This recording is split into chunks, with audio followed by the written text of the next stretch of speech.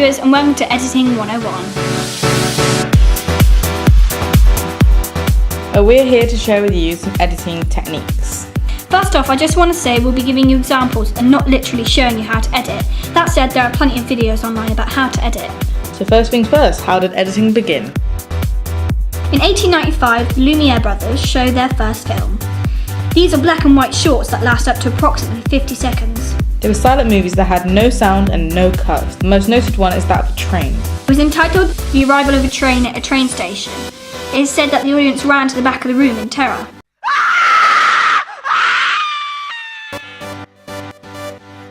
It was a man named George Millay that really started off editing. In 1899, he first began to connect strips of film together, making them longer. But no editing techniques had yet been discovered. However, in 1918, Russian director Lev Kuleshov did an experiment. He took a shot of an actor and intercut with shots of a bowl of soup, a child playing with a teddy bear, and a shot of an elderly woman in a casket. Everyone thought the actor was amazing, but the shot of the actor was actually years before the others, and he never saw any of them. In 1903, a man named Edwin S. Porter made the breakthrough film Life of American Fireman. It was the first film to have a plot, action, and even a close-up. The Great Train Robbery is the first example of dynamic action editing and piecing together scene shot at different times and places for emotional impact. It was discovered that the screen image does not need to show a complete person from head to toe, and that splicing together two shots creates in the viewer's mind a contextual relationship. Next came D.W. Griffith, otherwise known as the father of editing.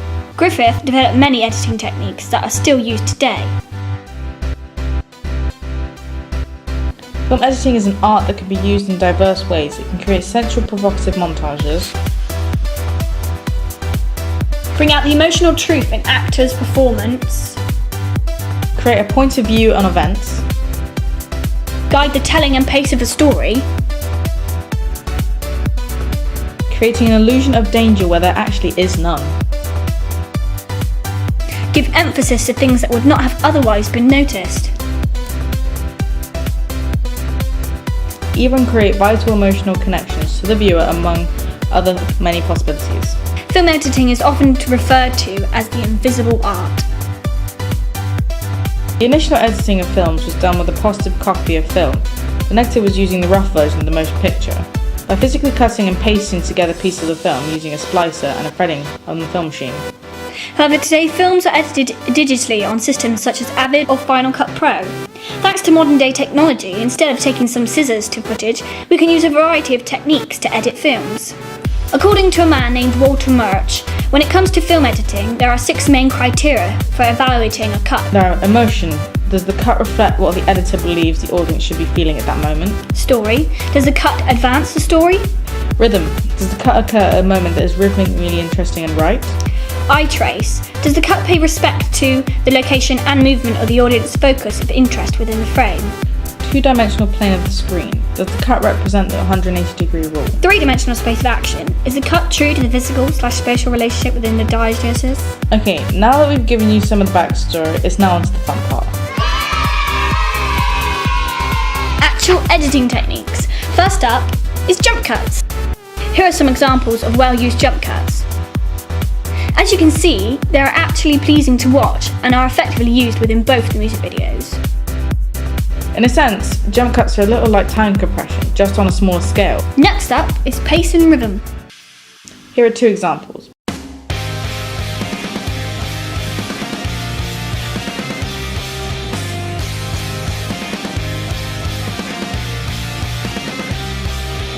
So you can see it every day. It's all for love. It's all for love. I will do anything for my love.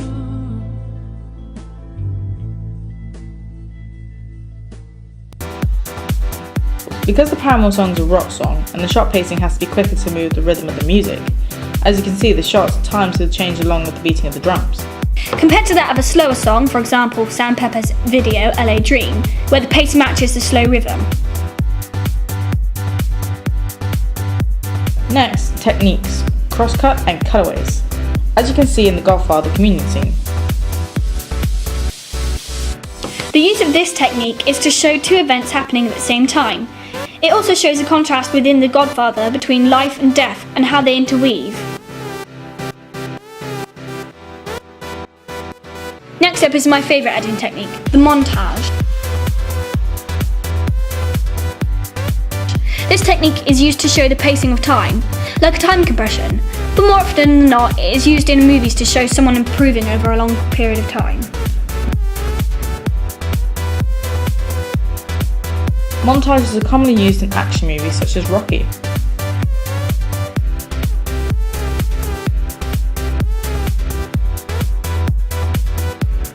The fast forward/reverse technique isn't commonly used within editing unless it relates to the telling of the story. For example, in the Coldplay music video, the whole thing is shot in reverse.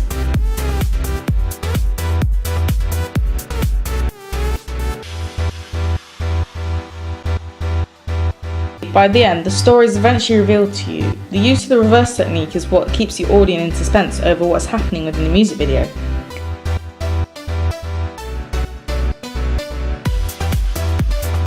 With editing and filming, you should always remember the 180-degree rule.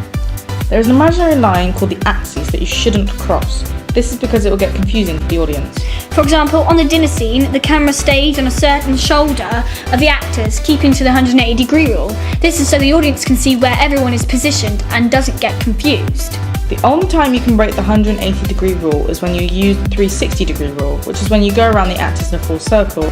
As you can see in The Matrix, the slow motion technique was used to show the action within the movie as the character was being shot at.